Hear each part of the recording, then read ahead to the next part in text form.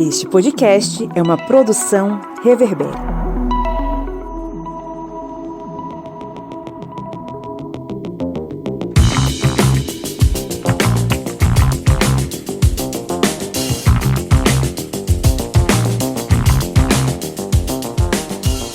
Olá, ouvintes! Está entrando no ar mais um episódio do seu podcast sobre as ciências humanas, a fronteira final contra o império da ignorância. Seu podcast de história pública e outras cositas más. Aqui é o espaço da gente debater sobre diversos assuntos, olhando, claro, por uma perspectiva histórica, mas também falando sobre política, falando sobre cultura, sociedade, entre outras coisas.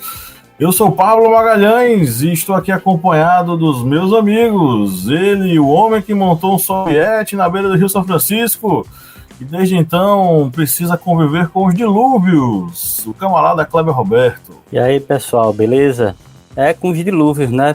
Nessa última quinta-feira, antes dessa gravação, agora em outubro, tivemos aqui 120 milímetros de chuva em Petrolina. Na região central da Caatinga. 120 milímetros foi a chuva mais forte nos últimos 30 anos. Mas a gente não tem mudança climática não, viu? Isso é ficção, aí é terra plana, Papai Noel.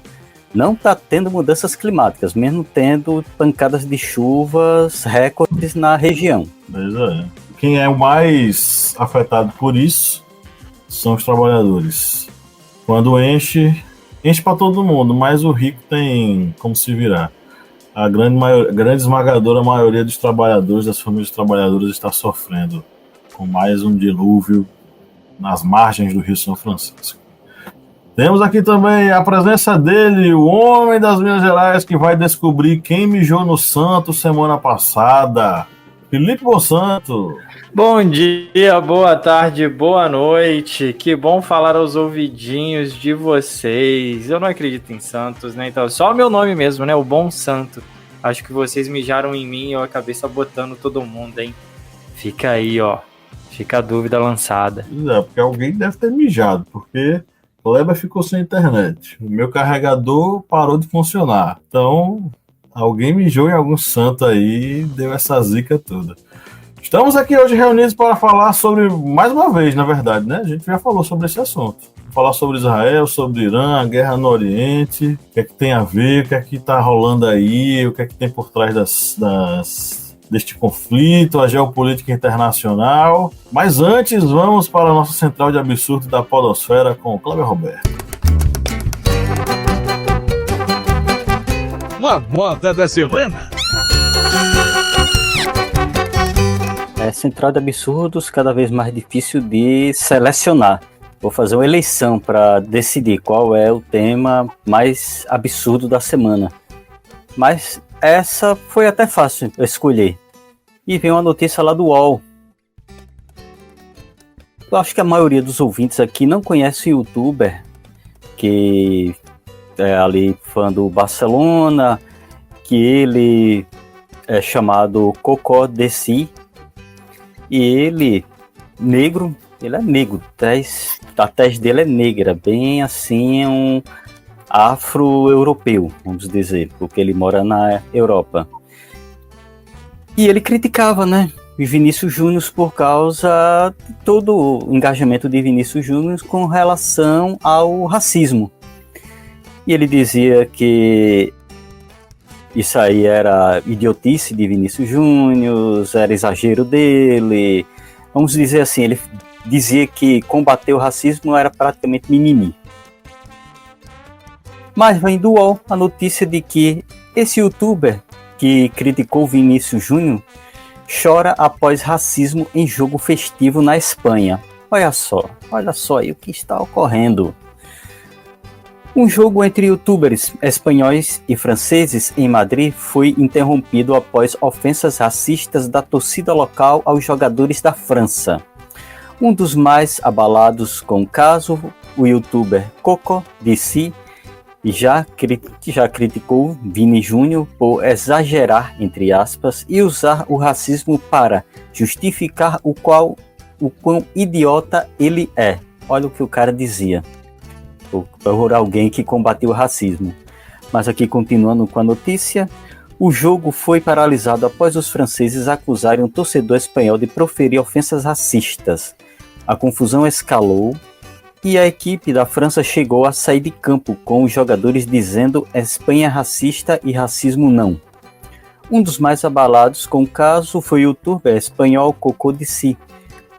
Curiosamente, Coco recentemente fez duras críticas a Vini Júnior, afirmando que o brasileiro é uma vergonha para a luta dos negros e que usar o racismo para justificar o quão idiota ele é. Coco de Si chorou copiosamente após o ocorrido e foi consolado pela arbitragem. Torcedor do Barcelona, Coco tem mais de 3 milhões de inscritos em seu canal no YouTube. É exatamente isso, gente. Vão passar a mão na cabeça de racistas que eles não mordem não, é gente boa. Só vai dizer, quem está combatendo o racismo é mimimi, vamos fechar os olhos que o racismo some. Ele vai sumir com um tapa e uma agressão na orelha. E ele sentiu na pele o que é o racismo. Lembrou aquele caso de um brasileiro, né? Ele é youtuber, sei lá, diz que é de direita. Eu trouxe esse caso também. Descobriu que era negro e que o racismo existia tendo contato com brancos fora do país. Né? Foi no jogo, acho que foi Brasil e Inglaterra. Quando ele foi pra torcida inglesa, começaram a hostilizar ele, olhar de lado, não querer ele lá, resmungar com ele lá, e, digamos, percebeu que é negro e que o racismo não tá nem aí para sua posição política, para sua fama, eles não estão nem aí não. O racismo vai para cima e se não for combatido, coisas piores acontecem. É engraçado, né? Me lembra isso, coisas assim me lembram muito como o Bacurau, filme do Bacurau, quando os sulistas estão em Bacurau com os americanos, né, que eles vão começar a caça, né, falam assim, nós somos como vocês, nós viemos de uma linhagem mais pura, do sul, nós somos do sul, que né, enfim, isso me lembra muito Bacurau. Me lembrou também o caso de uma aluna minha que a gente teve que fazer um chá revelação de classe dela, porque ela começou, uma moça evangélica e tal, e o papo era sobre a luta de classes entre burguesia e proletariado na Revolução Industrial. E ela iniciou a conversa defendendo muito a burguesia porque lutou muito para ter seu dinheiro. Aí eu falei para ela, moça, é o seguinte, a burguesia só tem grana porque por 3 questões. São 3 regrinhas básicas. A primeira delas, ela roubou esse dinheiro, seja das colônias americanas, africanas, asiáticas, enfim, ela roubou, a burguesia roubou. Segundo, ela explorou a mão de obra de outras pessoas para ter essa riqueza. E terceiro, ela herdou. Então, se você nem roubou, se você não explorou e se você não herdou, dificilmente você vai virar burguês. A burguesia precisa necessariamente ter roubado, ter explorado e ter herdado.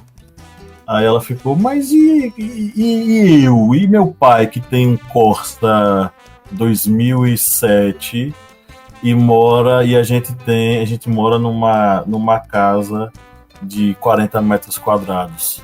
A gente é o quê? Eu falei, vocês são classe trabalhadora.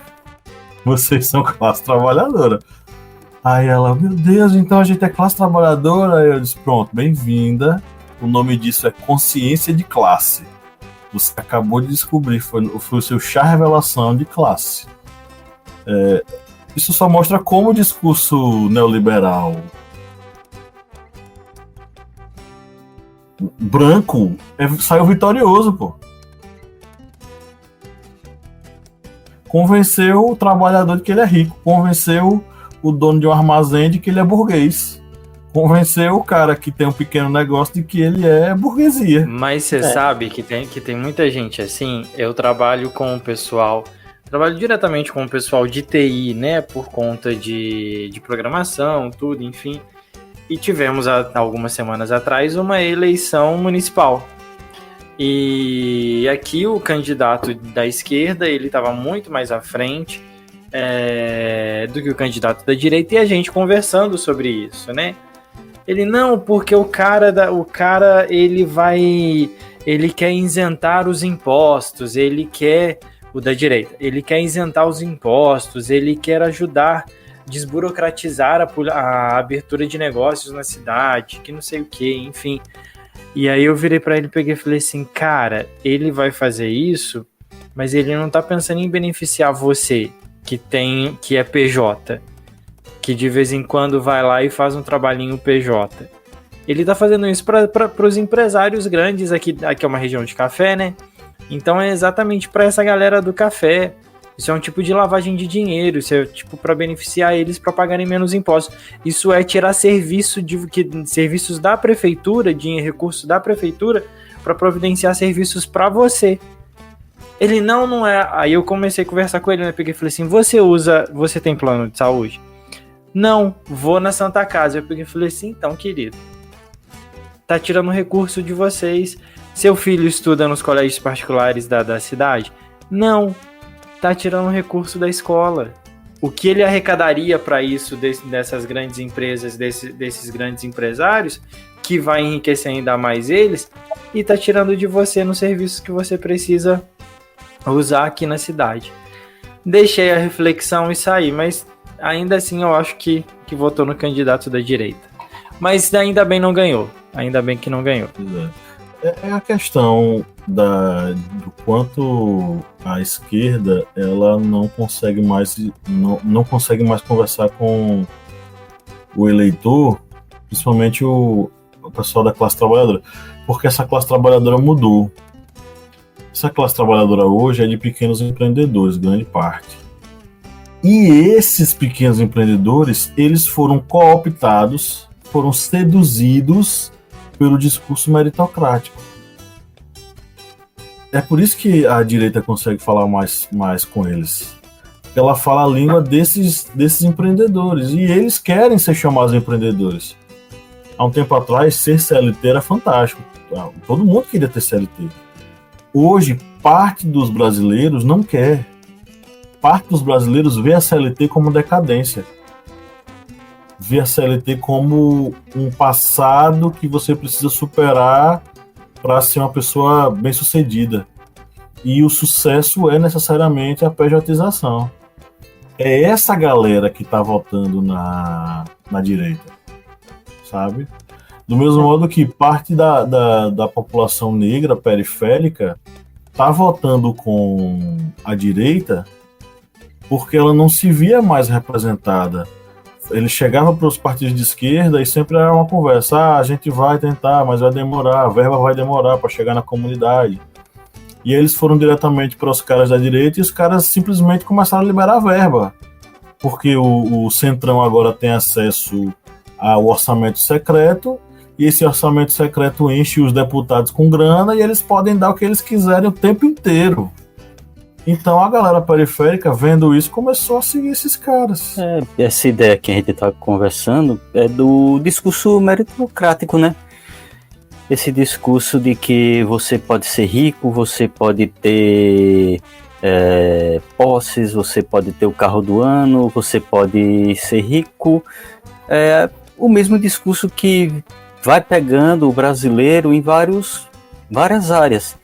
Como a gente mesmo comentou na mesma situação das apostas online. É o mesmo discurso. Você vai ser rico, você pode ser um influencer famoso, com recursos, você pode ter o carro do ano, viajar para onde quiser. E aí é o mesmo discurso que se fazem para as pessoas largarem a CLT. A CLT você vai ser escravo do salário mínimo, saia da sua zona de conforto, né? Porque é o que os coaches mais falam, né? Saia da sua zona de conforto. Muitas vezes a pessoa não está nem no conforto, né? A pessoa está ali naquelas camas de prego dos faquis indianos ali, sendo torturado. Mas aí criam essa ideia de que você, por ser um CLT, por ser carteira assinada, você está na zona de conforto e tem que sair dela. Isso não existe. A pessoa que vai conseguir ter sorte, sucesso em um empreendimento e se tornar milionário vai ser aquele 0,00001% ali da população. A grande maioria, os outros 99,999, vão continuar a ser pessoas que vão necessitar do acesso ao sistema público de saúde, ao sistema de transporte público coletivo, ou seja, vai ser uma pessoa que vai ser dependente de todo esse recurso que é oferecido à classe trabalhadora. Mas, infelizmente, se vende esse discurso, né? Você vai ser PJ e você vai ser milionário, você não vai ter patrão. Você não vai ter patrão. Você pode pegar a sua casa e alugar, você pode pegar seu carro e usar ele, e você não vai ter patrão. Aí se criar esse discurso, infelizmente, está cada vez mais forte. E tem um grande problema, tem dois grandes problemas nisso, né? Um na pejotização e o outro na questão da uberização do trabalho. Na questão da pejotização, você perde todos os direitos que a gente tem. A gente perde FGTS, se perde seguro-desemprego, se perde... fugiu aquela questão da arrecadação para aposentadoria. Me fugiu o nome agora. INSS? INSS, obrigado. Você perde o direito de INSS, você vai trabalhar eternamente. Você vai trabalhar assim, ó, até morrer. Literalmente para você poder se sustentar. Então, assim, você não tem nenhuma arrecadação de imposto, você não tem nenhuma seguridade, e isso enfraquece os serviços públicos que a gente tem, enfraquece a possibilidade de futuro. E aí tem uma outra coisa quanto à uberização, né? A uberização do trabalho tira todas as condições e tiram todos os direitos trabalhistas que a pessoa tem. Se torna a coisa cada vez mais arcaica e mais sem condições, né? Sem condição nenhuma de trabalho. E isso é muito perigoso. E as pessoas acham que isso é ser empresário, que é ser empreendedor. A palavra empreendedor hoje, ela é muito mal utilizada, né? Hoje tudo é empreendedor. Hoje tudo é empreendedorismo e as coisas não são assim. Isso dá um episódio. Eu vou fazer um contraponto. Eu concordo com você. Só que eu vou fazer um contraponto ao que você está dizendo. Que para mim foi não vou dizer um choque, mas um choque de realidade, vamos dizer assim, né? Estamos aqui nós defendendo as leis trabalhistas e a garantia de, por exemplo, ter um FGTS e tal, carteira assinada. Só que os caras não querem, porque eles acreditam que há liberdade no trabalho pejotizado e que eles podem fazer o que eles quiserem com o dinheiro deles e a forma como eles querem ganhar a vida. E aí, bate de frente com eles ou entende a realidade deles e trabalha para que melhore a questão da pejotização? Essa sua fala, ela é muito interessante e eu acho que ela traz a luz, e é uma coisa que a gente pode aprofundar na semana que vem. Eu não sou especialista na área, mas eu entendo um pouquinho porque eu estudei isso na graduação, né? Toda a folha de pagamento você tem ali, toda empresa para manter um funcionário, ela praticamente tem que pagar o dobro do salário dela, né? O dobro do salário do funcionário. Por exemplo, ela tem um gasto, né? Eu ganho X, a empresa tem um gasto comigo pagando o meu salário e os meus impostos, 2x. Qual é o argumento do PJ? É que ele com esses 2x, ele consegue fazer a reserva, consegue se resguardar, pagar os impostos, tudo, enfim. Só que a gente não tem educação financeira. Só que a gente não tem uma estrutura para isso. Não existem leis trabalhistas que garantem alguma coisa. E com esse pagamento do 2x da empresa, a gente tem alguma seguridade, que o PJ não tem. Então, assim, talvez, e aí a gente joga isso para a semana que vem, no episódio da semana que vem. Será que não é uma possibilidade, não é uma brecha de rever as leis trabalhistas? De repensar a estrutura? A sociedade está mudando. A estrutura social está mudando. Hoje nós temos pessoas, hoje a gente tem uma pirâmide etária onde a base está encolhendo, enquanto o topo dela está crescendo. Não é hora de pensar em outra estrutura, de outras possibilidades? Não sei. Aí fica pro próximo episódio da semana que vem que a gente debate isso daí. Beleza, vamos para o nosso giro de notícias, Cleber Roberto.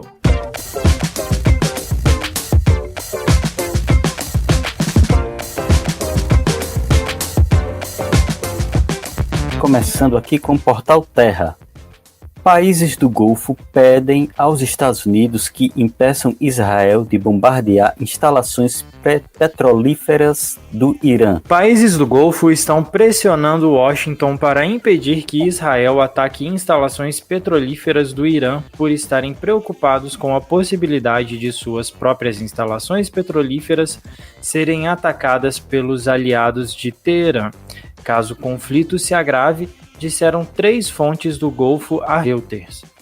Como parte de suas tentativas de evitar serem pegos no fogo cruzado, os países do Golfo, incluindo a Arábia Saudita, os Emirados Árabes Unidos e o Catar, também estão se recusando a permitir que Israel sobrevoe seu espaço aéreo para qualquer ataque ao Irã, e transmitiram isso ao Washington, disseram as 3 fontes próximas aos círculos governamentais. Carta Capital.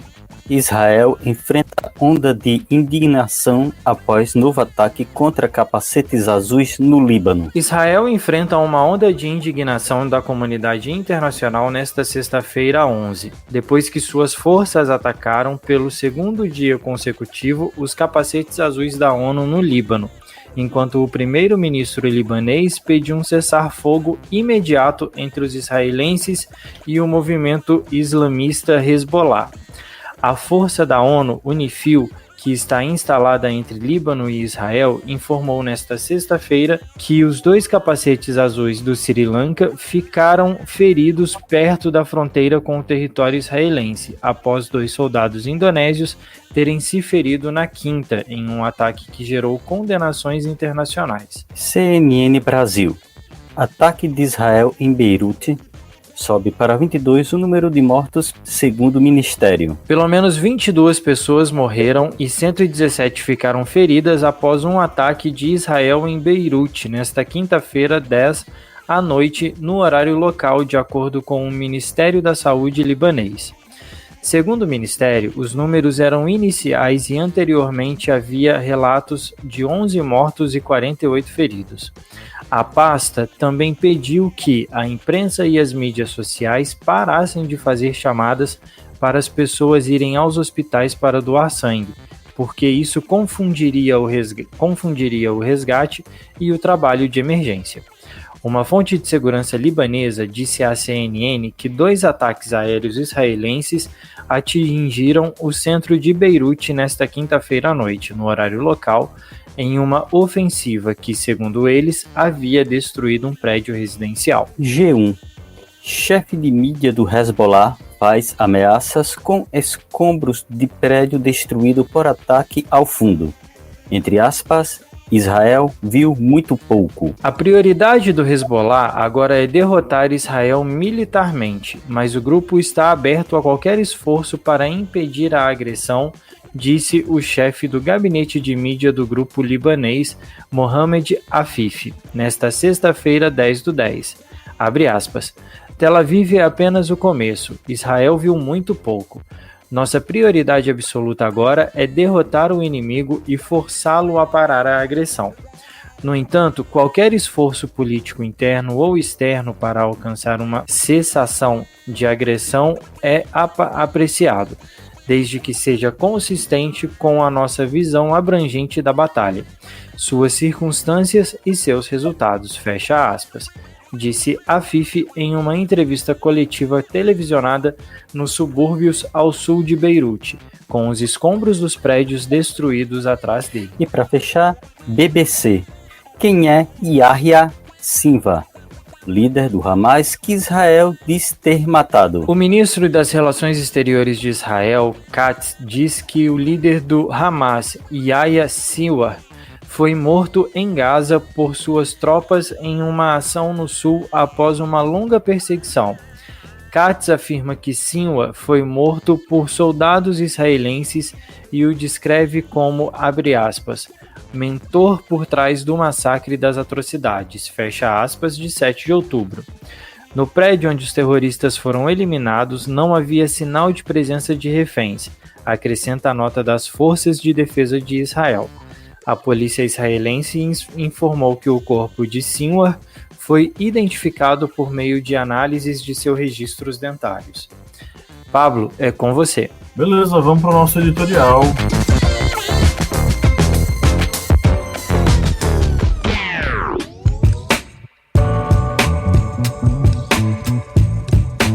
Alguns alunos, às vezes, me perguntam do porquê dessa guerra. E muitas vezes eles não entendem o porquê de Israel estar no centro disso tudo. Teve um aluno que perguntou, professor, por que Israel é tão atacada assim pelos outros países? Qual o problema que eles têm com Israel? E eu acredito que a gente já tenha feito esse exercício histórico no episódio anterior sobre esse assunto, mas como estamos revisitando o conteúdo porque nós temos novidades sobre esse assunto, é interessante que a gente mencione mais uma vez.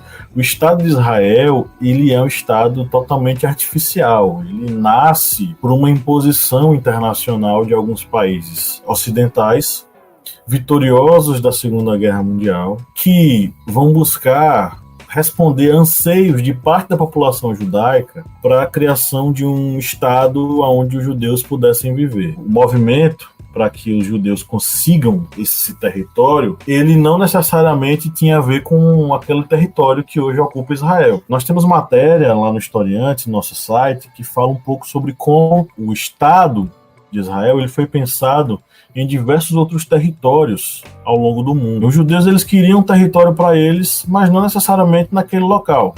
Eles pensaram em diversos outros lugares, inclusive no Brasil. Tinha território aqui no Brasil que eles pensavam em solicitar a entrada e, como contrapartida, fornecer para o país local, vamos dizer assim, produção agrícola, alguma contrapartida econômica. E existia um plano da criação de um Estado judaico no território do Mato Grosso do Sul. O líder político dessa vertente é o Joseph Hefter. Ele era anti-sionista, ele era contra esse pensamento sionista. Esse projeto, ele acabou não seguindo adiante, porque venceu a vertente sionista. Essa vertente sionista, ela tem a ver com parte da população dos judeus e necessariamente parte de ideólogos judeus de que, na verdade, o território que deveria virar Estado de Israel tinha que ser aquele território porque ele é a representação de Canaã, a Terra Santa. Essa corrente sionista é que vai conduzir a população judaica a querer, a solicitar, a reivindicar que aquele território ali, na faixa de Gaza, naquela região ali do Oriente Próximo, ela fosse organizada para que os judeus fossem morar lá. Já existiam pessoas morando naquela região, inclusive judeus que conviviam tranquilamente com a maioria árabe que habitava naquela região. Mas, por uma intervenção dos britânicos, dos norte-americanos, parte daquele território, com aval da ONU, foi dividida. O projeto inicial era que uma parte tivesse um Estado palestino e a outra parte fosse um Estado de Israel.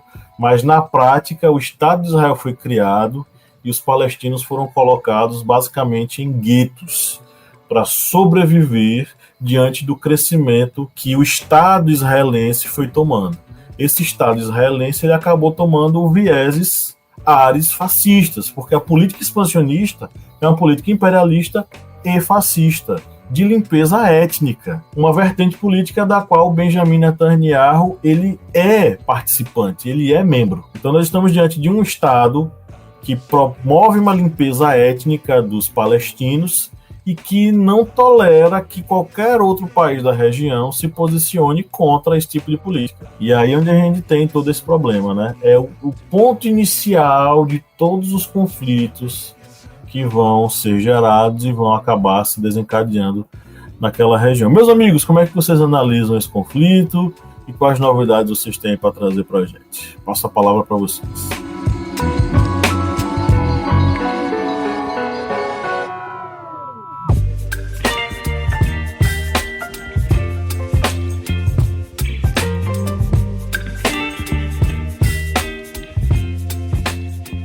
nesse momento estamos vendo a situação no Oriente Médio cada vez mais grave. Muitas pessoas pensam, o conflito regional, mas aí temos que lembrar que é uma região, né, que abastece boa parte do planeta com petróleo.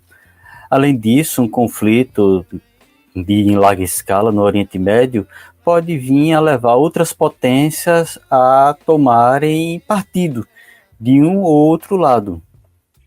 No caso da Rússia, que poderia ser um apoiador, por exemplo, da Síria, já que a Síria tem um laço diplomático, político com a Rússia ela pode ter um apoio mais tímido devido ao próprio conflito que está tendo na Ucrânia. Mas há outras potências que têm interesse no Oriente Médio, a China, a Índia, várias potências. A gente bota a Índia também por causa não somente da sua população, mas do crescimento econômico que a própria Índia vem tendo nos últimos anos. Então, quando a gente fala de potências, a gente não pode só focar em, por exemplo, os Estados Unidos. A gente tem que focar também nas outras potências regionais. E todos têm interesse no que está ocorrendo ali no Oriente Médio. E esse aumento das hostilidades que ocorrem no Oriente Médio é algo gravíssimo.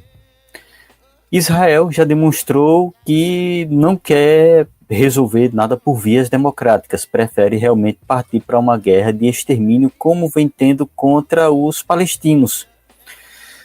E até mesmo declarações que são feitas nos últimos dias vêm entendendo que Israel ele vem implantando sim uma política de fome artificial, ou seja, isolar os palestinos, impedir a chegada de alimentos e provocar a fome da população palestina e matá-los dessa forma. E isso é um aspecto extremamente cruel, porque o Ocidente faz vistas grossas. E muitas vezes até mesmo as outras nações do Oriente Médio que poderiam ter alguma força com relação a isso para impedir, como por exemplo a Arábia Saudita, que tem relações próximas com os Estados Unidos, ele não tem interesse em intervir, por exemplo, boicotar o envio de petróleo para o Ocidente. Ele não tem interesse. Então, a população palestina ela fica praticamente à mercê do que Israel quer fazer. E nesse momento Israel vem sim praticando uma guerra de extermínio, vem praticando um genocídio para todo o planeta ver, e as grandes potências simplesmente assistem isso calados. Ninguém tem nenhuma reação com relação a isso. O conflito agora já está se estendendo para o Líbano. Beirute, que é a capital do Líbano, já vem sendo bombardeada. O Israel usa esse argumento, o argumento de que está caçando membros do Hezbollah no Líbano, mas na verdade é só mesmo, novamente, uma demonstração de força que vem contra um Líbano que não tem um potencial bélico para contra-atacar, para resistir. E a gente vê cada vez mais esse conflito tendo essa característica de um Israel cada vez mais belicista, mais agressivo, um Ocidente cada vez mais passivo, e infelizmente civis palestinos, em sua grande maioria, sendo vítimas desse genocídio cruel. E só para lembrar um trechozinho que Pablo disse ali no início da formação de Israel, teve o acordo de Balfour, né, Pablo? Que foi exatamente o acordo ali na Primeira Guerra Mundial. Se os judeus nos apoiarem, isso é os britânicos, se não apoiarem contra os alemães, a gente vai ceder para vocês um país ali na Palestina. E os britânicos falaram a mesma coisa com os palestinos. Se vocês nos apoiarem contra os alemães, a gente vai ceder um país para vocês, viu? No final da Primeira Guerra, aqui na Grande Guerra. E sabe o que aconteceu? As potências ganharam, aí chegou a França e a Grã-Bretanha diz, que esse povo aí, vamos rachar isso aqui, esse território? E racharam, e dividiram. É tanto que se vocês olharem o mapa do Oriente Médio, é tudo linhas retas, né? Christian, porque foi feito dessa forma. Os britânicos e franceses, que eram as potências da época, potências europeias, vencedores da Primeira Guerra Mundial, sentaram e dividiram. Ó, essa parte sua, protetorado é seu, esse protetorado aqui é meu, essa região aqui passa a sua administração, essa aqui é a minha administração. E aí veio toda aquela... o aumento, digamos, do movimento sionista, que era um movimento armado, terrorista, sim, um movimento sionista no início, para digamos, forçar a criação de um Estado de Israel naquela região para os judeus. Era um movimento que fazia atentados à bomba, atentados terroristas contra o protetorado britânico. Isso aí a mídia ocidental sempre gosta de esquecer. Praticamente a história de Israel só é contada de 1948, de sua formação para cá. Mas antes, tudo isso aí é esquecido. E aí muitas vezes ocorre exatamente essa falha, digamos, de conhecimento histórico. As pessoas pensam que é um conflito pós-Segunda Guerra Mundial, mas as suas sementes mesmo estão ali antes mesmo assim do final da Primeira Guerra Mundial. É bem antes mesmo, mas não vou me alongar mais, mas todo, digamos, esse emaranhado que os europeus como potências fizeram no Oriente Médio tem seus reflexos maldosos até os dias atuais.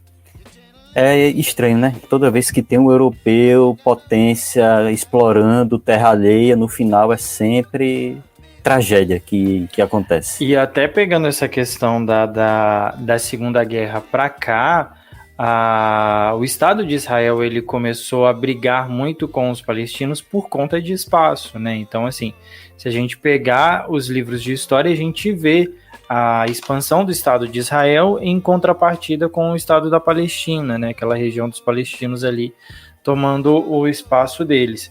E é muito interessante ver, e eu estava ouvindo, eu acho que foi o Assunto, é porque eu ouço muito o Assunto e o Café da Manhã, os dois podcasts, né, sobre notícias, e teve um momento em um dos dois que, analisando um pouco essa situação agora, ele falou uma coisa que é muito interessante. Israel nunca teve num conflito tão direto depois da Segunda Guerra Mundial, tão diretamente em tantos conflitos ao mesmo tempo, como está acontecendo ali agora. E, de certa forma, a Europa e os Estados Unidos, eles estão muito perto do Estado de Israel nisso e apoiando muito isso, até por conta do domínio daquela região, por conta do petróleo. A partir do momento que eles tiverem um domínio ali, tiverem uma base, tiverem um acompanhamento ali perto, é melhor para eles. A mesma coisa que aconteceu na guerra do Afeganistão, aconteceu ao longo ali dos anos 2000, dos anos 2010, na constante tentativa dos Estados Unidos ter uma permanência, ter uma base ali em um controle sobre a região. Então, não é só uma guerra apenas de território, não é algo só idealístico, né? De um ideal, sim a questão de poder e a questão do domínio do petróleo ali que sustenta boa parte do mundo aí que a gente vive. E é importante ressaltar que não tem como entender a questão do conflito na região sem compreender os interesses internacionais sobre aquela região, né? Foi mencionada a questão dos Estados Unidos. O principal aliado dos norte-americanos na região, eu acho que nem é Israel, é a Arábia Saudita. A Arábia Saudita vai ser o principal país que vai fazer essa aliança com os Estados Unidos. E a Arábia Saudita... Deixa eu desligar aqui o ar-condicionado, o ventilador. Tá na minha cara aqui, acho que tá fazendo barulho. E a Arábia Saudita, ela não tem interesse num conflito com Israel. E nem tem a ideia de vamos liderar os países árabes contra Israel. A disputa nem é necessariamente Israel contra árabes, porque o mundo árabe ele é totalmente diverso. Países eles têm interesses distintos. A Arábia Saudita não tem interesse em guerra. Qual é o principal inimigo da Arábia Saudita? É o Irã. O Irã, que pressupõe, que arroga para si a ideia de que vai liderar uma coalizão de países islâmicos, né, uma grande aliança de países islâmicos contra a interferência ocidental, é o Irã o grande adversário regional da Arábia Saudita, nem é Israel. Então, assim, a gente precisa compreender os interesses que giram em torno daquilo ali. Os Estados Unidos têm interesse em Israel, o maior aliado, na verdade, é a Arábia Saudita, e o interesse em Israel tem a ver com a questão da geopolítica naquela região e para demonstrar seu poderio, né? A Israel é abastecida pela tecnologia norte-americana, pelos armamentos, enfim, existe uma série de benesses que os norte-americanos eles levam até Israel. E também do ponto de vista bélico, né? Porque assim, os Estados Unidos eles vão acabar entrando nessa disputa naquela região, né? Nessa guerra entre Israel e Irã, que na verdade nem é Israel e Irã, mas é Israel contra Hamas, contra Hezbollah, contra esses grupos que são partidos também políticos, mas que também são grupos militares. E os Estados Unidos eles vão entrar na guerra a partir do momento em que eles vão mobilizar suas forças, especialmente suas forças aéreas, para atacar os Houthis no Iêmen. E aí nós temos um outro país envolvido nesse processo, que é o Iêmen, com esse grupo que são os Houthis, que estão ali justamente fazendo essa guerra também contra Israel.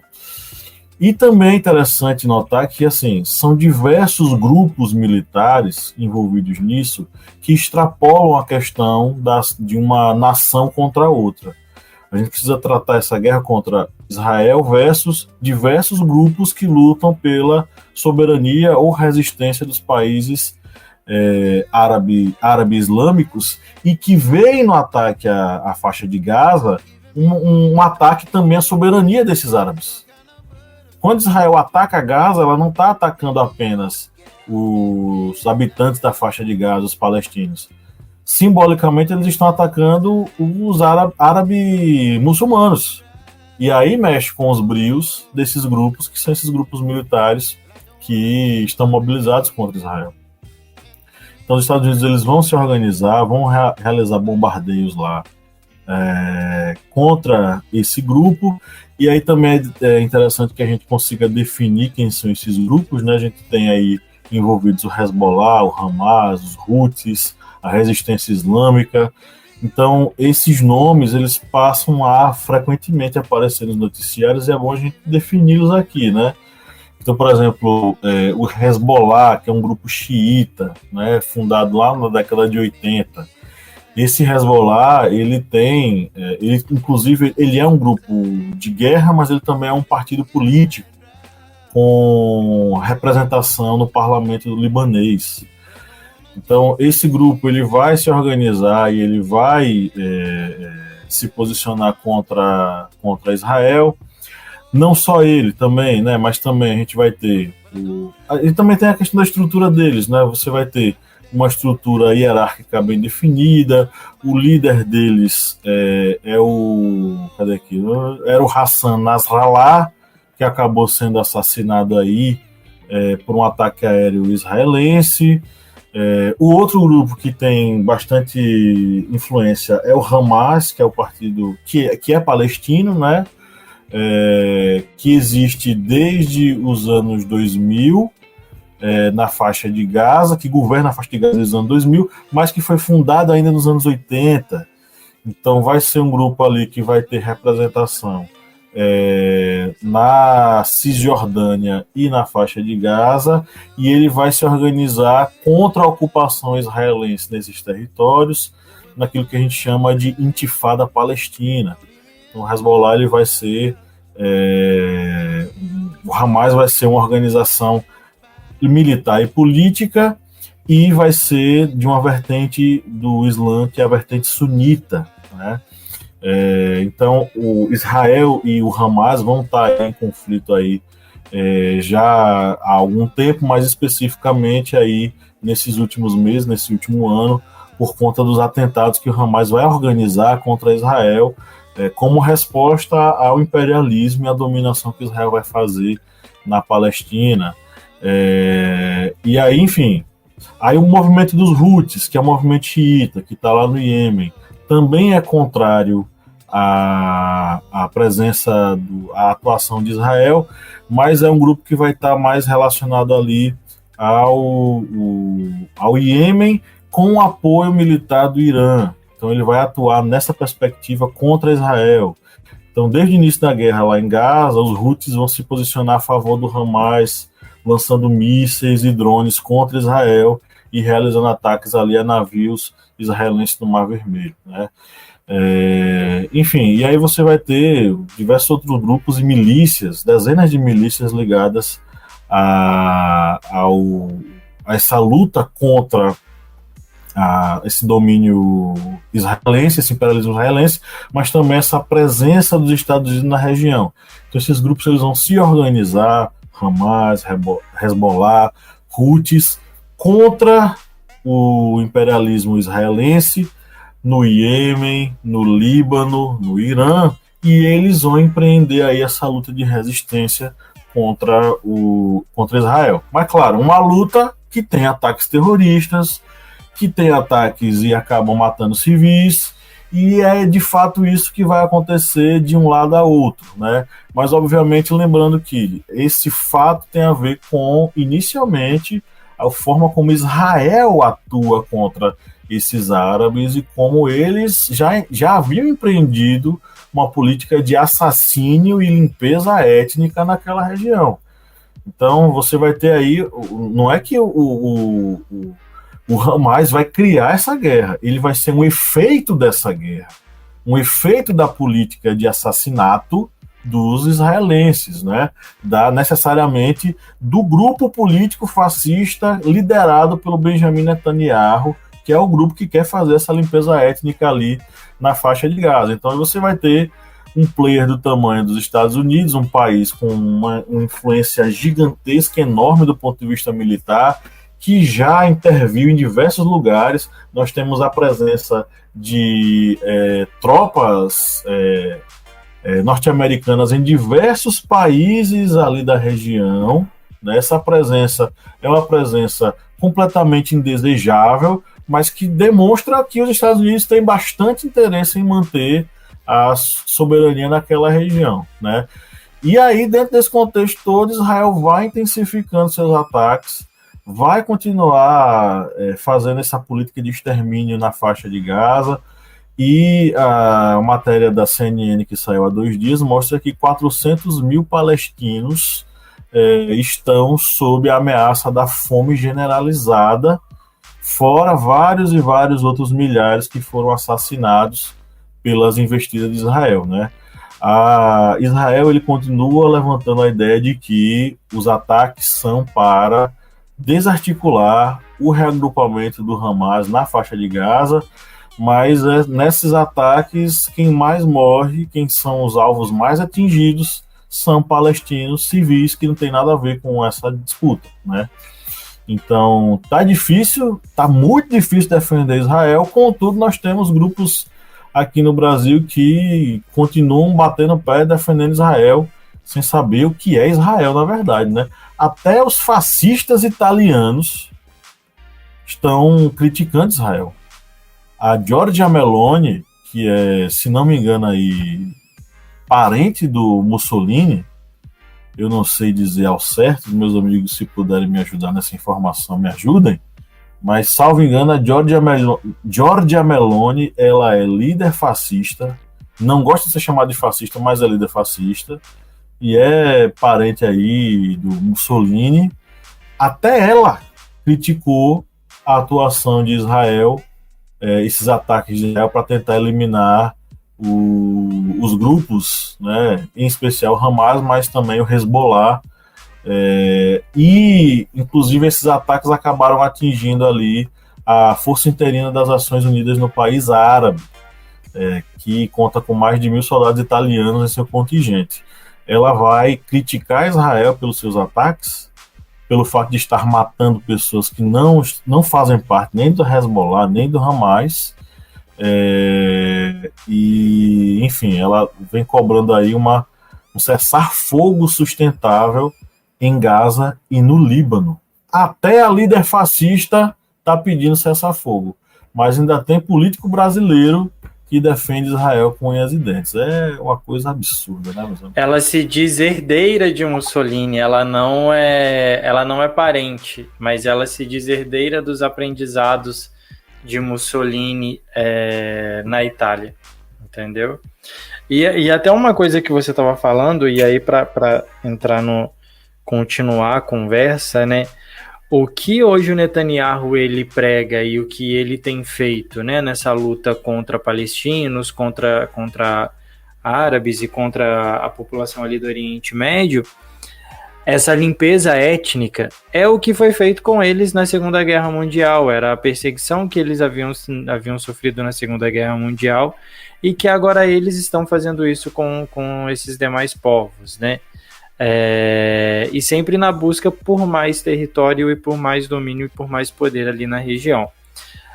Tem alguns grupos, e eu acompanho até um cara que, na hora que você estava falando, eu até acompanho um cara brasileiro que ele é judeu e ele ainda defende, né, a questão de Netanyahu, dos ataques, né, da empreitada da Palestina contra, né, igual os ataques aconteceram no ano passado, contra Israel, contra toda a população, e é uma coisa que é muito complexa, e a gente tem embora toda a cultura que se tenha aqui a respeito contra, né, de terrorista, contra a população do Oriente Médio, contra o Hezbollah, contra esses grupos,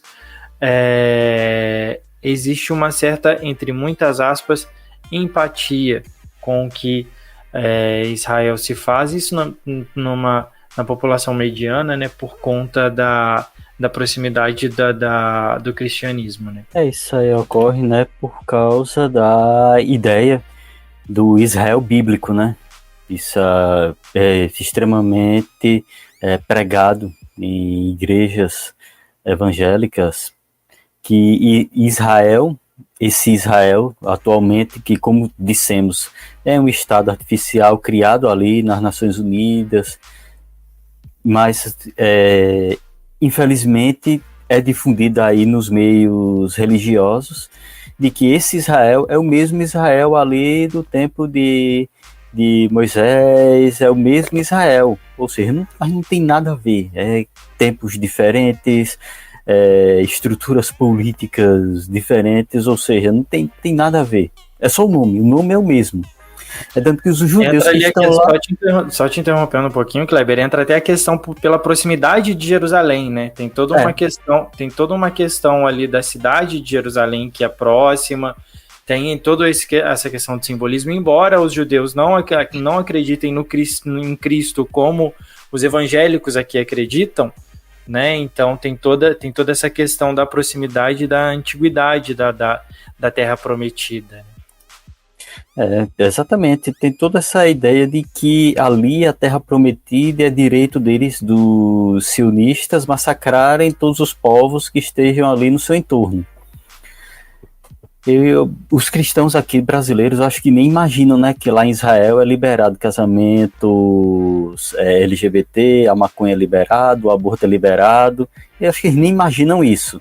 Eles imaginam que os judeus acreditam em Jesus Cristo, eu acho que eles acreditam em tudo isso, se iludem nessa ideia. Mas com relação a essa questão de Israel, ele tem todo esse aspecto de... É similar, eu não gosto da gente da área de história, não uso essa questão de história cíclica, porque a história não está se repetindo, autores são diferentes, os países são diferentes, os locais são diferentes, mas a gente pode só utilizar assim um exemplo histórico, mas como eu estou dizendo, totalmente com todas as suas diferenças, o que ocorreu no apartheid na África do Sul, com a pressão internacional, do que está ocorrendo agora com Israel.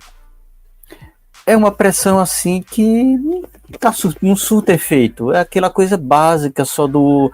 Corta uma relação diplomática, faz o seu protesto. Com relação à África do Sul, teve boicotes aos esportes, seleção de futebol, esportes olímpicos, mas não tinha nenhuma pressão real mesmo de boicote econômico, suspensão do envio de dividendos monetários, de equipamentos militares, de equipamentos tecnológicos, não tem nada disso. É só uma ou outra nação que chama seu embaixador, faz sua nota de repúdio, faz seu protesto, mas não são coisas efetivas, digamos assim. Mas se fosse um país, né, que se Israel do nada dissesse, a gente agora é comunista, é socialista, tenho certeza que no outro dia os Estados Unidos estavam fazendo embargo, igualzinho fez com Cuba, está fazendo com Cuba. Mas toda aquela questão de, digamos, essa pressão que está ocorrendo internacionalmente contra Israel não surta efeito.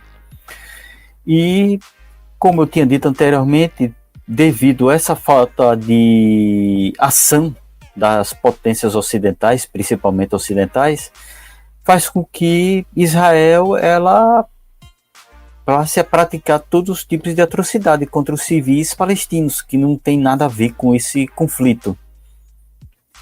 E só voltando aí a algum ponto com relação a Israel, essa questão de Israel que muitos cristãos também, principalmente evangélicos, dizem que Israel consegue resistir a todos esses inimigos devido a, entre aspas, aí, uma bênção divina que ocorre com relação a Israel.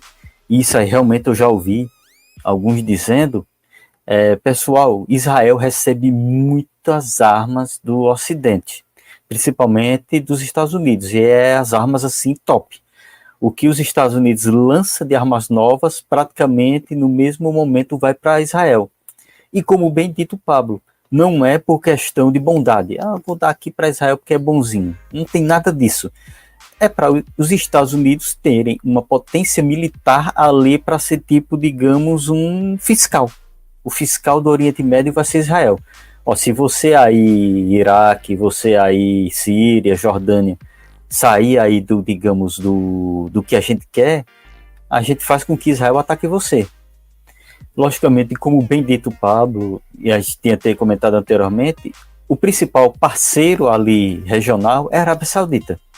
Isso aí não tem nem sombra de dúvida. A importância da Arábia Saudita economicamente para os Estados Unidos é imensa. Mas aí vem exatamente essa questão. O principal inimigo dos Estados Unidos no Oriente Médio é quem? Irã. O principal inimigo no Oriente Médio do Irã é quem? A Arábia Saudita. Então a gente vê aí todo, digamos, uma divisão muito favorável aos interesses das potências ocidentais, que é uma nação inimiga da outra. Não vai haver uma união desses povos, dessas nações, e dessa forma, com essas nações totalmente desunidas, é muito mais fácil manipular os interesses das potências ocidentais naquela região. Logicamente, vamos só ressalvar que há também diferenças com relação à questão religiosa, sunitas, xiitas, mas a questão dos interesses econômicos e políticos ocidentais interfere e muito na desunião entre os povos daquela região. E tem uma informação aqui que eu achei bastante interessante, que veiculada pela BBC, que fala sobre um pouco essa questão do ataque de Israel ao Hamas, e em como a via bélica não vai conseguir resolver esse problema, entre aspas, do Hamas em relação a Israel. Como eu falei para vocês, o Hamas ele é tanto um partido político quanto um grupo militar. Então, tem um cara aqui, o diretor de pesquisa e análise do Centro de Pesquisas Arab Center em Washington, chamado Imad Harb, que ele diz o seguinte: Israel pode matar os integrantes do Hamas e destruir todo o território, mas não pode matar a determinação de combater a ocupação e alcançar a independência nacional. A matéria levanta aqui a questão de que o Hamas ele não é apenas um partido. Para alguns palestinos, o Hamas é um ideal, é a encarnação de um ideal. Então, por mais que diversas pessoas, diversos membros do Hamas sejam mortos, a ideia Hamas, ela permanece. Então, a via bélica dificilmente vai resolver essa questão da presença do Hamas e da força do Hamas, né?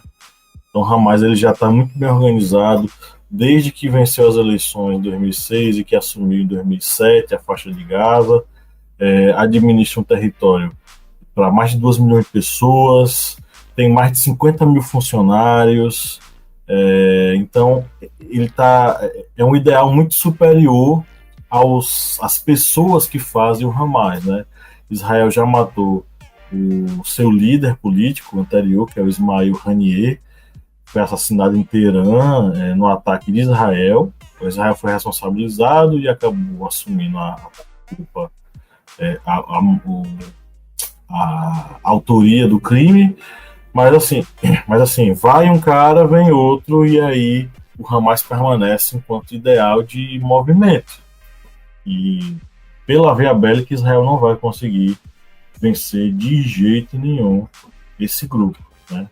Mas o fim da guerra não tem fim, né? Ou tem fim? Acho que nessa situação atual, acho que não.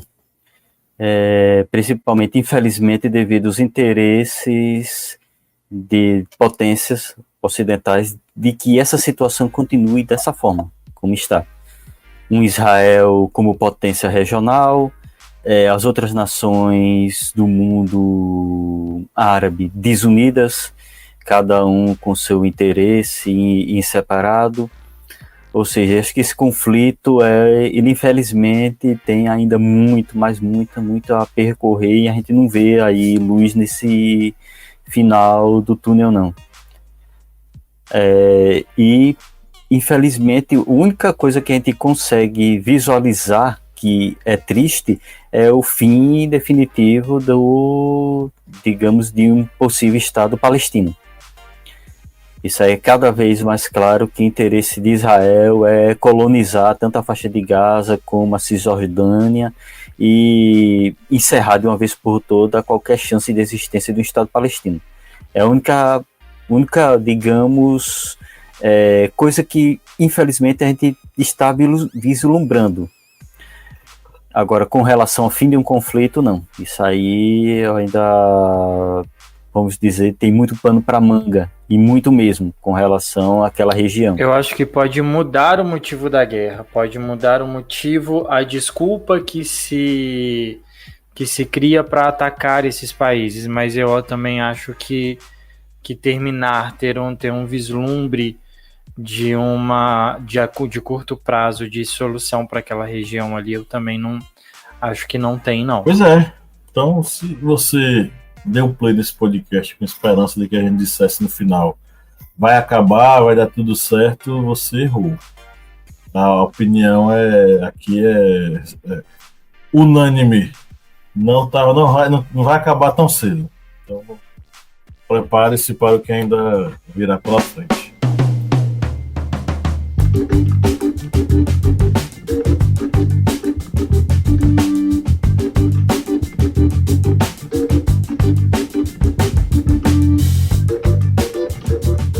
Bom, galera, vamos para o nosso quiz. Há 15 dias atrás, nós deixamos uma pergunta com nossos ouvintes, né, Felipe Monsanto? Isso mesmo, há 15 dias atrás, ia falar na semana passada. 15 dias atrás a gente deixou a seguinte pergunta: qual a porcentagem aproximada de brasileiros que já realizaram alguma aposta esportiva online?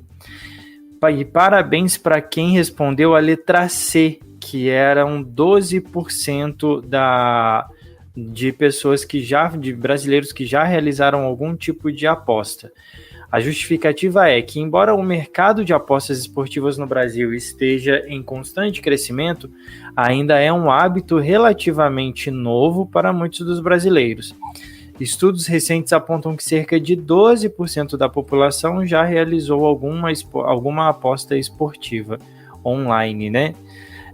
E o prêmio que a pessoa que acertou a letra C vai levar é a tabela atualizada do robô do Pix, que o Kleber tá pegando o endereço de vocês aí, ó, pedindo para vocês mandarem na DM pra gente, para poder enviar o prêmio para vocês aí via Correios. Naquele papel de cardápio daqueles trailerzinhos de rua, de cachorro quente. Dos bar e lanche da vida. Me lembrou papel de pão.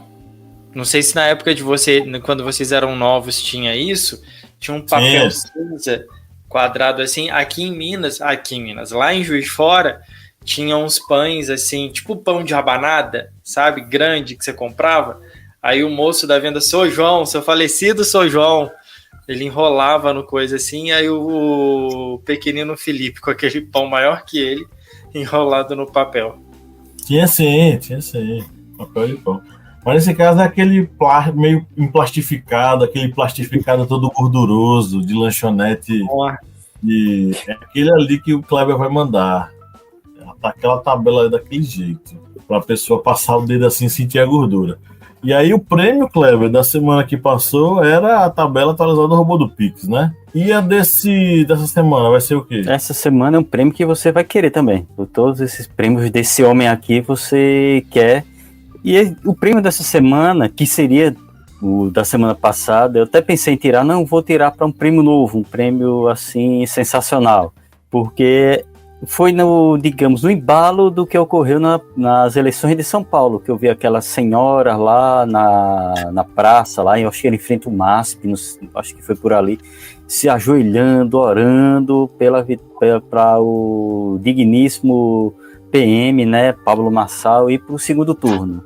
Mas aí, como ele disse que não vai ter segundo turno, e não teve segundo turno para ele. Ele terminou em terceiro, não sei como. Os paulistas de vez em quando assim me surpreendem.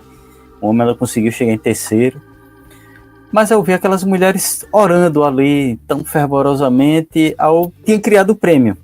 Como teve todo aquele problema da gente não conseguir gravar, eu cheguei até a deletar ele, não vou pegar um outro prêmio.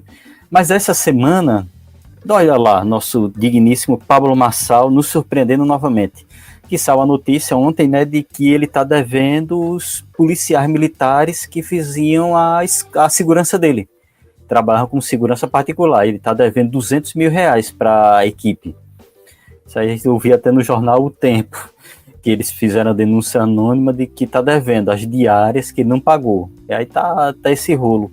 E aí no meio da conversa estavam dizendo que eles acreditavam que ele era um enviado de Deus. Aí poxa, vou voltar com o prêmio de novo, depois dessa notícia, que é a imagem santa do boné do Marçal. Isso mesmo, você vai receber em sua casa aquele santinho assim do boné santo do Pablo Marçal, que ele vai abençoar muito, principalmente a aposentadoria aí do seu velhinho, da sua velhinha. Vai ser aquela bênção. E nosso Pablo Magalhães vai querer um, né? Quero, porque aí eu apago o Marçal e boto Magalhães. Aí eu posso usar.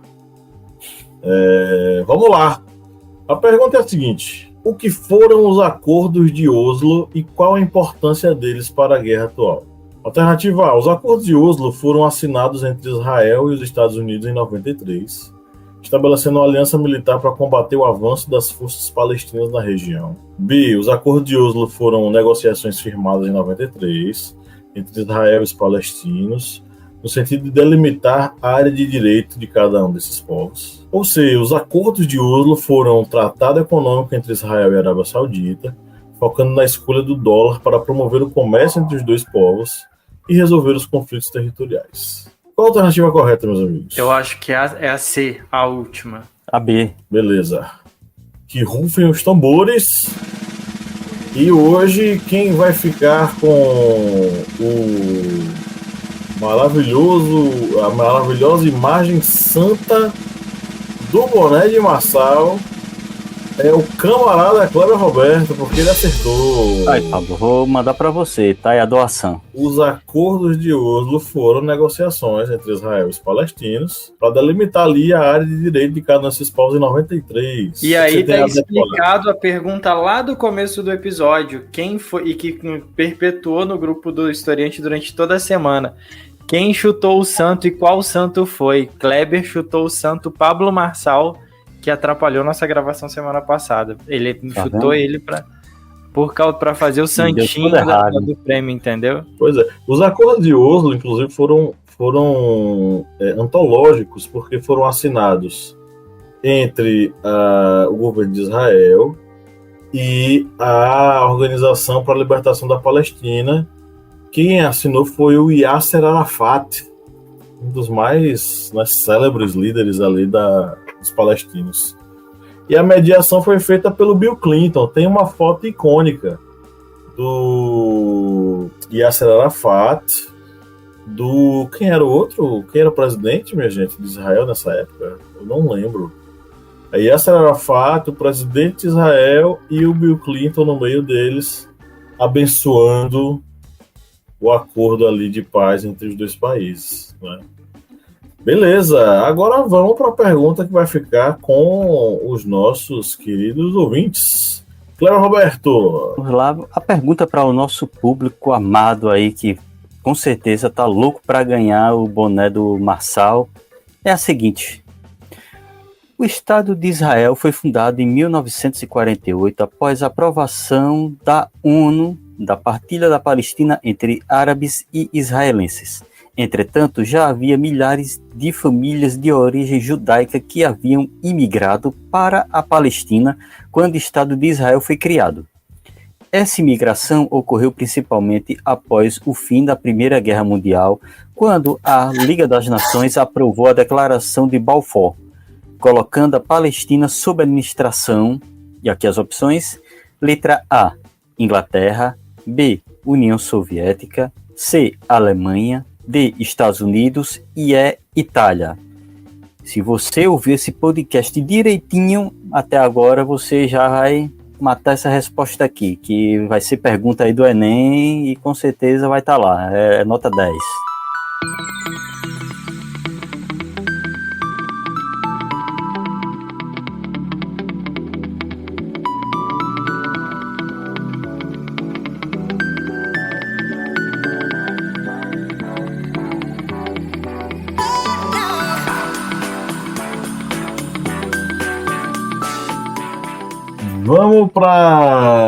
Vamos para as nossas indicações. É o momento de a gente fazer essa curadoria gostosa de fim de episódio.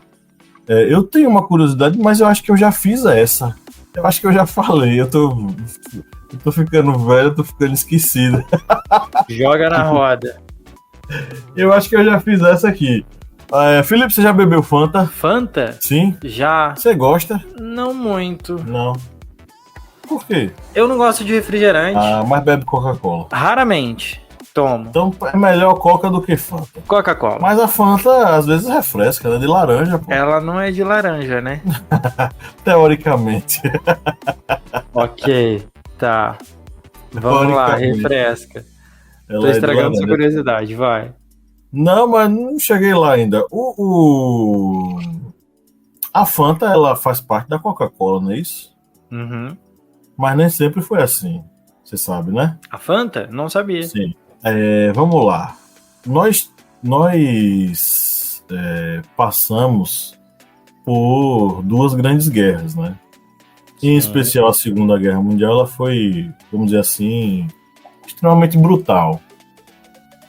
Foi brutal tanto do ponto de vista humano quanto do ponto de vista econômico.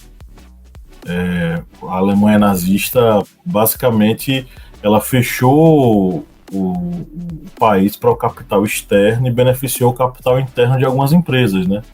Por exemplo, a Coca-Cola existia na Alemanha, ela engarrafava na Alemanha, mas ela foi desapropriada, fecharam a fábrica da Coca-Cola. Só que estava lá a empresa, estava lá a fábrica, estavam lá as garrafas, e paradas, né? Então ela foi entregue para um empresário alemão para ele fazer, para ele usar. E aí ele lançou uma campanha, um concurso para fazer esse novo refrigerante em terras nazistas. E foi lançada uma campanha para escolher o nome desse novo refrigerante. E venceu o nome Fantasia, que em alemão é Fanta. Que legal. E a Fanta é um refrigerante em sua origem nazista. Inicialmente ela era feita de malte, depois é que ela virou Fanta laranja, que é o que a gente mais conhece hoje, né? O Fanta laranja. Tem Fanta laranja, tem Fanta uva, tem Fanta... enfim. Mas a Fanta laranja foi a mais tradicional. Então a Fanta é um refrigerante nazista. Que loucura. Foi, na verdade. Sabia. Você não tinha trazido essa curiosidade ainda. Não sabia. Não. Pra mim que eu tinha trazido ela, bicho. O Cleber sabia dessa história? Sim, eu já sabia dessa história. Eu já conhecia. É bem interessante. Pouca gente conhece realmente, digamos, essa história. Todo mundo pensa que realmente a Fanta já era criação direta da própria Coca-Cola. Mas, digamos, ela tem esse lado. E o curioso é que a galera disse que o nazismo era anticapitalista. Na verdade, não. Ele só não queria o capitalismo externo, mas ele falou, muitos capitalistas alemães nazistas saíram extremamente riquíssimos. Por exemplo, Hugo Boss ele desenhou as roupas dos nazistas, as fardas dos nazistas. E o Hugo Boss até hoje, ele, né, é uma marca fortíssima, né, Felipe? Demais, é uma das principais marcas de roupa da Europa e do mundo, né? E do mundo. Sinônimo de moda, sinônimo de luxo. De luxo, isso mesmo. Verdade. Beleza, então é isso. As nossas sugestões de hoje, as nossas indicações, são homenagem aos nossos apoiadores e apoiadoras que mantêm esse projeto aberto, né, Felipe Monsanto? Essa galera que não larga a mão da gente, que tá com a gente toda a semana, que nos ajuda, nos apoia e tá aqui firme conosco aqui na alegria e na tristeza, na saúde e na doença. E essa semana as indicações a gente vai oferecer para 2 desses apoiadores queridos nossos. Ele, Eliezer Gomes Fernandes, que sempre está aqui com a gente, que está sumido, tem que voltar para um episódio. E para o Ronivon Barros da Cunha Júnior. Mais uma vez, muito obrigado por vocês nos apoiarem, por estarem com a gente e não largar a nossa mão.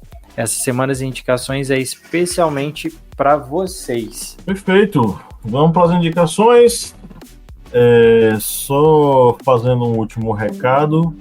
Você que nos ouve pode nos ajudar a manter o projeto através do apoia.se/historiante por apenas R$4 mensais. Você pode usar lá, você pode usar no aplicativo da Aurelo, ouve a gente pela Aurelo ou apoia a gente pela Aurelo, tanto faz, uma coisa ou outra nos ajuda bastante, ou pelo Pix @historiante, historiante@gmail.com. Então, são formas de você nos ajudar a manter o projeto funcionando. Para as indicações, eu vou sugerir um documentário A História Sionista, está disponível lá no YouTube, né? E é uma história sobre o sionismo e sobre a criação do Estado de Israel, que você não vai encontrar na grande mídia, nem nesses sites oficiais aí, G1, enfim. É um conteúdo que não é oferecido pela mídia burguesa tradicional. Assista e compreenda um pouco sobre essa questão do sionismo e sobre a criação do Estado de Israel. Para ouvir, eu estava escutando novamente um dos álbuns mais importantes da música popular brasileira, especialmente da música negra, que é o álbum A Tábua de Esmeraldas, do Jorge Ben. Foi um momento em que Jorge abraçou suas raízes afro-brasileiras e criou um álbum fantástico. Se não me engano, é o último álbum em que Jorge Ben usa violão de corda de nylon. porque depois de, segundo ele, os violões começaram a ter o captador interno e o som do violão de nylon perdeu aquela qualidade que ele gostava de usar. É o momento em que ele faz a transição para a guitarra elétrica. Então acho que é o último álbum em que ele usa o violão de corda de nylon tradicional dele, e é um álbum fantástico, né? Enfim. Ficam aí as minhas dicas para esta noite, meus amigos. Vou fazer minhas indicações. Eu vou indicar aqui um livro que eu li esses últimos dias. É O Herói de Mil Faces, de Joseph Campbell. Já tinha visto alguns comentários sobre ele, algumas análises, aí decidi lê-lo. E é um livro que ele vai falar sobre a jornada do herói. Só que Joseph Campbell, ele faz essa análise desse monomito, ou seja, dessa jornada mítica do herói, a partir da análise de mitos, de figuras religiosas, tanto do Oriente como do Ocidente. E vai mostrando similaridades que existem dentro dessas figuras religiosas, mitológicas. A figura que abandona sua vida cotidiana em busca da aventura, em busca de lutar contra algo superior a ele, de encontrar desafios sobrenaturais que muitas vezes pode favorecê-lo. A questão da busca pelo mestre, da busca pelo autoconhecimento para alcançar essa conquista no final dessa jornada. Ou seja, é algo que ele vai demonstrando que dentro de todos esses personagens mitológicos há essa proximidade entre um e outro. E é um livro, assim, posso ser sincero, não é uma leitura assim tão fácil. Se você não tiver um bom conhecimento sobre, por exemplo, mitologia grega, mitos do Extremo Oriente, algumas religiões orientais, como por exemplo o budismo, se você não tiver um conhecimento ali básico, você pode uma hora ou outra acabar se perdendo dentro das muitas figuras que ele acaba trazendo. Mas esse livro de Joseph Campbell, ele é assim marcante exatamente pela questão de demonstrar toda essa questão da jornada do herói. E isso é bom até mesmo para quem, por exemplo, quer escrever aí algo sobre, digamos, uma aventura, sobre uma ficção, ou até mesmo aí que você que gosta de um RPG e queira criar seu personagem, tá aí a dica. Você lê esse livro e você tem, digamos, a introdução básica e toda a estrutura do que é a jornada do herói através desse livro, O Herói de Mil Faces, de Joseph Campbell. E como música, eu vou indicar 2 músicas do NoFX. Essa banda que agora, em outubro, ele fez seu último show nos Estados Unidos. Uma banda aí de punk rock, bem daquelas clássicas mesmo, com aquela pegada de música de 2, 3 minutos e aí faz sua pancadaria. E já tem aí décadas de estrada e agora em 2024 eles encerraram as atividades, agora em outubro. E vou trazer essas 2 músicas do NoFX, que é a música The Separations of Church and Skate, que aí já dá aquela ideia da skate music, e também Don't Call Me Right, que ele tem também essa banda, ela tem tanto essa pegada bem contra essa, digamos, essa ideia da supremacia branca. Ele tem até uma música que não dá para trazer aqui a tradução, que pode tomar um strike por causa, digamos, da sua tradução. Mas ele tem tanto essa pegada contra essa questão contra o supremacista branco, como também contra esse fascismo político da extrema-direita, que tanto aí está surgindo no mundo, principalmente aí também nos Estados Unidos, que nunca deixa de ter seus políticos aí com essa visão de serem donos do mundo. Mas aí vai as minhas indicações para vocês curtirem nesse final de semana. Aí com um detalhezinho, essas músicas aqui, se você juntar as duas, não dá 6 minutos, que eu trago aqui muita música de heavy metal aqui, que quase 10 minutos, essas duas aqui são paulada na orelha de no máximo 3 minutos. Vão minhas indicações aí para vocês. Bom, vou fazer as minhas aqui. Para assistir, eu gosto muito de reality show, meu good pleasure aí, né?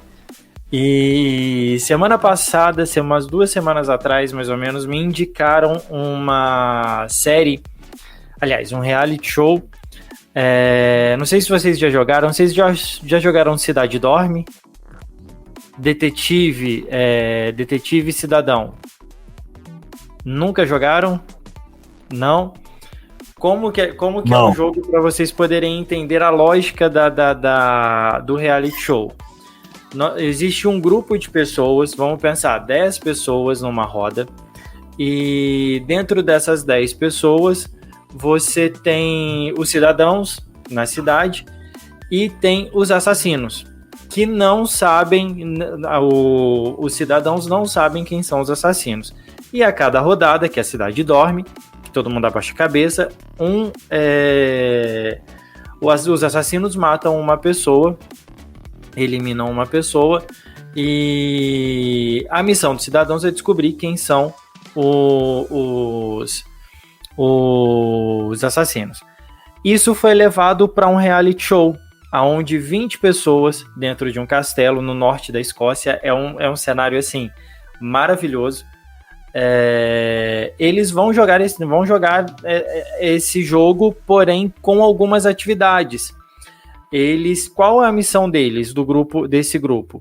Descobrir dentro dessas 20 pessoas quem são os traidores, quem são os assassinos ali no caso, né? A cada dia, esse grupo de traidores, eles eliminam uma pessoa, e no final do dia, e eles fazem algumas provas, tudo para ganhar dinheiro, e no final do dia, todo mundo senta à mesa e precisam tentar eliminar os traidores.